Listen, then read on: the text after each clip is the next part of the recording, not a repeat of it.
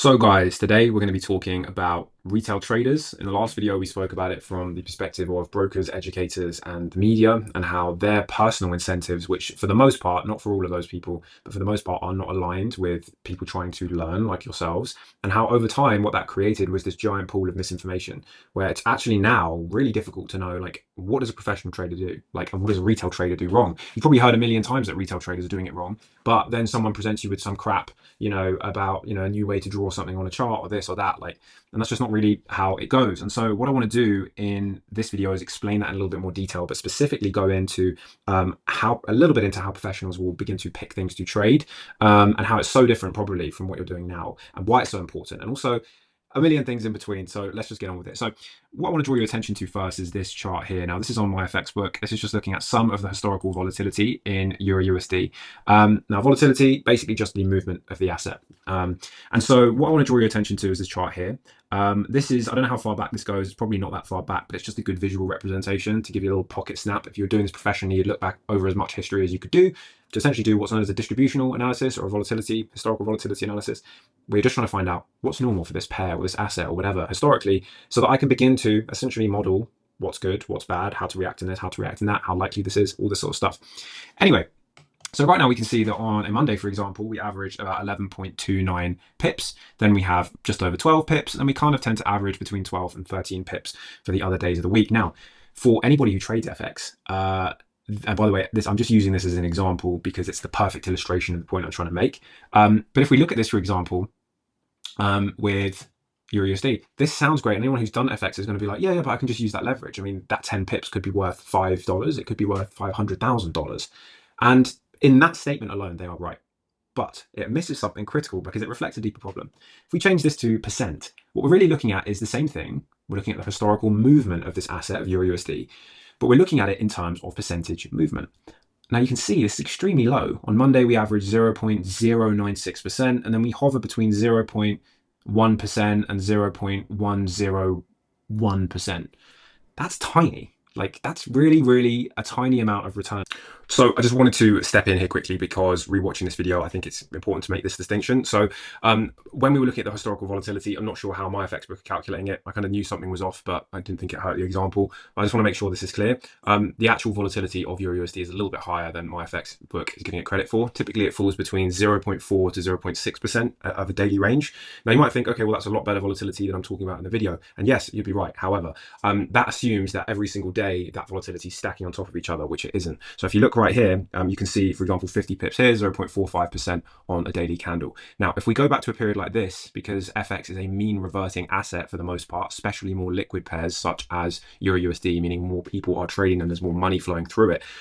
In those cases, you can see here throughout this whole period, what is this, from the 6th of August to basically the 10th of September, so a month, we actually fluctuate within roughly a kind of 1%, just under that range over the course of the month. So although it may seem like, oh, 0.5%, volatility, if I just did that every day, great. Yes, but you're forgetting the fact, and this is really important in historical volatility analysis, to understand really how that spreads over the course of a month, 3 months, 6 months, etc., over the course of a year. And in this case, this is a classic example of where it may seem like it's more volatile, but in reality, it's actually not. And so I just wanted to make that absolutely clear. But the premise of what I'm talking about and the kind of idea behind it is still the same. I just wanted to make sure that it was at least accurate in what we were talking about. So I'll let you get back to it, or let me get back to it now. Like, if you imagine that there was no leverage for a second and you compare that to someone that traded, I don't know, Bitcoin, very volatile. You don't really need any leverage at all in Bitcoin, or another crypto or whatever.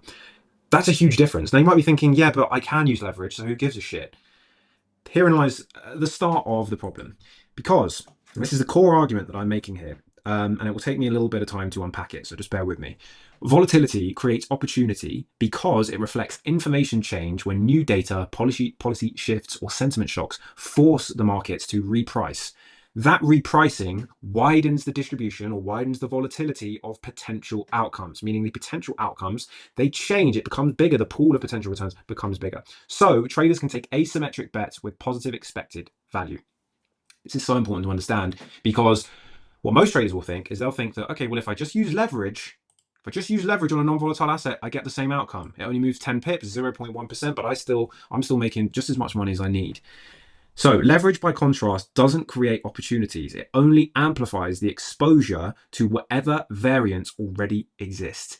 In a low volatility asset like Euro USD, where most movement is random micro noise around fair value, leverage just magnifies that randomness and the drag of costs. So what does this mean in plain English? When you're trading a less volatile asset and you're leveraging up, you are exposing yourself to not just unforeseen events much faster, the cost of everything is much larger, and also you're basically trying to trade more and more noise. And so this is really the key that I want to get across here. Because when most people get into trading, like myself, the first thing that you do is you probably get into things like scalping. You're like, oh, this looks awesome. You go into day trading. You're like, oh my God, this is great. And what happens with these groups, for the most part, and of course I'm generalizing, there are exceptions to this, but generally, when you start doing this, the things that are associated with this are very high leverage. And by the way, I'm talking about doing this in like the FX markets, for example, because they move so little. The amount they move like intraday or intra like a few hours where you'd be scalping is like tiny. So very high leverage. Very high leverage equals very high costs. Now, already this means that the game you are trying to play is way harder because you're not trying to beat randomness anymore. You're trying to basically beat a negative expectancy. You're trying to win from a starting losing position. Now, of course, no matter what you trade, you're going to have some costs involved, but surely you'd want to make them as small as possible. Now, as a kind of follow-on point from this, you are trading more noise. This means this puts so much more stress on the already negative position you're starting in. And the problem with most beginners is when they get into it, they think they're going to be the exception to the rule. I was the same. I was like, okay, I'm going to be the exception to this. I'm going to like decode this. I'm going to decode the patterns. I understand how the order flow is working and moving and doing all this sort of shit. And that's going to give me an edge. That's going to be the thing. And the truth is that that isn't the thing. And like, it might be for some people, but it's a very, very, very, very, very, very small percentage. I mean, ask yourself, how many people do you know using that method who actually have been using it consistently, profitably for like over 2 years? I bet that 99% of the people watching this can say no. Now, this is a key thing to understand, is that it's not about, oh my God, this can never work. But what it is about is it's about saying, why are we choosing a battle where the odds are so violently against us? You might have heard a lot of professional traders being like saying stuff like scalping doesn't work, day trading just doesn't work. Like mathematically, it's like all dominated by algos, all this sort of stuff. One of the things they're saying when they say that is not, oh my God, like there isn't any opportunity whatsoever. Like you can't like press a buy and it makes money. What they're saying is that you can't outrun the noise. They're saying that not only are the costs really bad, but you are fighting in an echo chamber where one shift, you're massively exposed to a shift in the market. That one shift, let's just say, I'll give you a visual example. Let's just say you're trading this, it's kind of going sideways on a lower time frame. You're doing okay. You know, all it takes is one news event that you couldn't predict, that wasn't on the economic calendar, or something that wasn't anywhere, just something that you don't know, a repricing, a larger order from a kind of a group of larger players in the market, and this happens, and you get chewed up, and that erodes the entire edge. That combined with the fact you were already at a negative expectancy edge because of all the costs involved. That's what people are talking about. They're saying if you try to lever up on the noise and are desperate to trade, trading out, you're fighting against that. Now, not just that, it gets even worse because traders also have another belief in the beginning where they're like, I'm going to decode this, especially drawing lines on charts and drawing it in a magic way. I'm going to decode these markets. You're not. Maybe a tiny, tiny percentage of you will, but why would you want to play the game where there's like a 99.9% chance of losing? I don't understand why you'd want to play that game. I don't want to play that game. That sucks. So what I tried to get across here, which I couldn't quite find, but I'll just put random chart. Okay, so what we have here is a random chart. Now, if you were to zoom in on this chart, this might not be the best example, but if you were to zoom in on this, for example, and see this as a candlestick chart or whatever, you'd probably be able to find all the normal patterns that you can find. And this is what Nassim Taleb spoke about in his book when he said, fooled by randomness. Most traders are completely fooled by randomness. They are trying to attach meaning to a load of randomness. And this is the big thing that most beginners don't want to hear, don't accept, but it's just true. I can reference studies. In fact, I'll put a load of studies in the description box below, going through how many studies have proven that a lot of the stuff on the lower time frames, the lower down you go, is more and more noise. You can either choose to ignore that, all those studies of people who are probably smarter than both of us. You can choose to ignore that and try and be the lone ranger that figures it out on your own. Or you can just be like, okay, why don't I just play a game where the odds are in my favor? And I'll get onto that more in a minute. So before we get into kind of more of a professional approach and how to actually do this, right? One thing that is important to understand is why you may believe this, because I understand, like, if you are the person who believes that you are going to decode things, you're that lone hero. I understand, because I felt the same way. I thought I was going to be the one. And it's not until a lot of failing, and I mean a lot, and dragging yourself through the mud, going from method to method. Oh, I've just learned this new thing about this economic calendar release, and now I think I know fundamental analysis. Or I just learned this new way to draw a zone that's like just perfect. It spots the accumulation and then redistribution and then adds up and then blah, blah. Like, I understand that feeling. I understand how addictive it is. But I want to help you to understand and to at least be aware, even if you listen to this video and you disagree with me, whatever. I want to at least show you why we are wired and why you may be wired to do this and why it's not your fault that you feel this way, and really understand it so that we can hopefully solve it, right? So a lot of words here, so just bear with me. So why retail thinks they can overcome it. So the first one is cognitive bias. So as we saw earlier, like, humans are wired to find patterns in noise, just like we were looking for patterns in this chart. You're seeing higher lows, lower lows, all this sort of shit. We're wired to find it. It helped our survival. I'm sure most of you are already aware of that, but it's really important to bring to the front of your mind, because it's so easy when you believe something to be like, oh yeah, I know that, but trust me, I'll get there. Like, that's what I used to think. And it's kind of like delusional, and that delusion can actually be used in your own favor, but that's not the way to do it in this case. The next one's a big one, which is the emotional bias. So there's a few of these. I've only mentioned a couple, which is gambler's fallacy and then ego. This is there's like a ladybug. So gambler's fallacy. If you know what gambler's fallacy is, it's essentially the idea that the next spin of the roulette wheel is going to be connected to the previous spin, when in fact each spin is completely random. And this leads to all sorts of behaviors. If you've ever been to a casino, you'll see all the people looking at the previous spins of the roulette wheel. They'll say things like, oh my god, the last 5 spins were red, like I'm gonna bet on black. But that's not how it works. Each spin is completely independent. There could be 20 reds in a row. But they show you that because they know that that's how our brains work. And even though deep down we know that the house always wins, studies have shown time and time again, casinos know this well, they will keep coming back. They'll keep coming back and back and back and back, even though you know you can't win, but you'll kind of kid yourself that you can.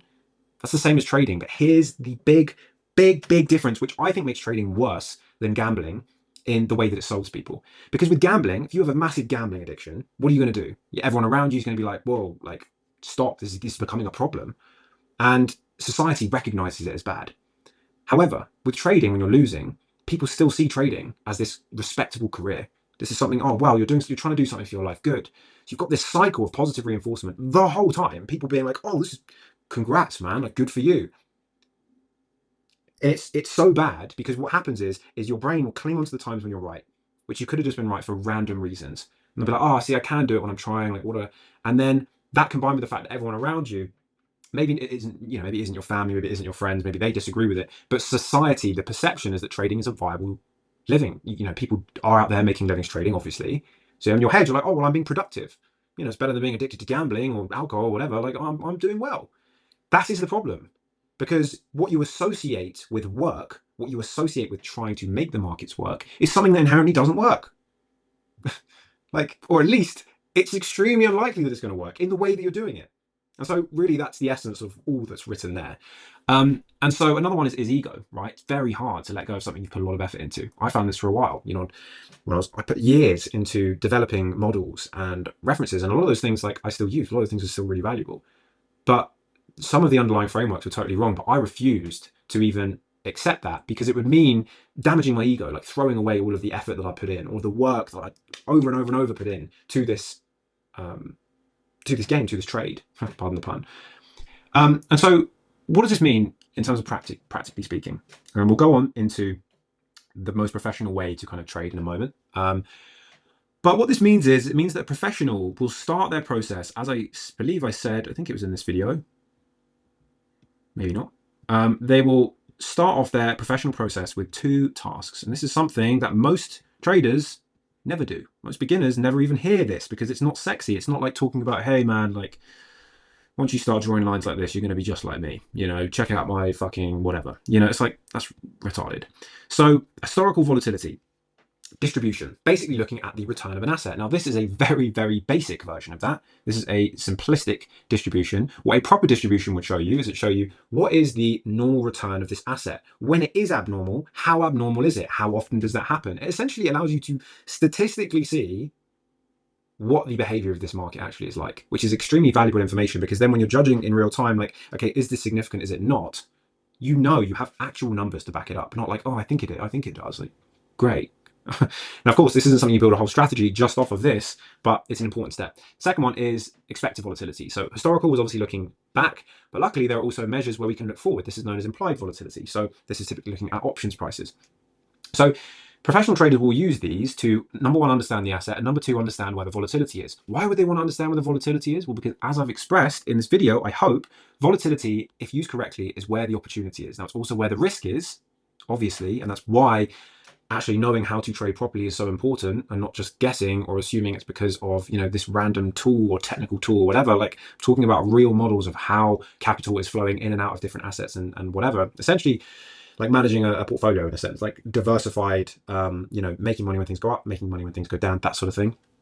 But that's why it's so important. But in the next video, I explain the most professional way to trade, and I compare it against all of the other more classic ways of trading. So you can see visually, you're like, okay, what does this win on? What does it lose on? And understand why is it that professionals pick the approach that they do compared to how a beginner chooses their beginner approach. So please check that out, and I'll see you there. Take care, guys.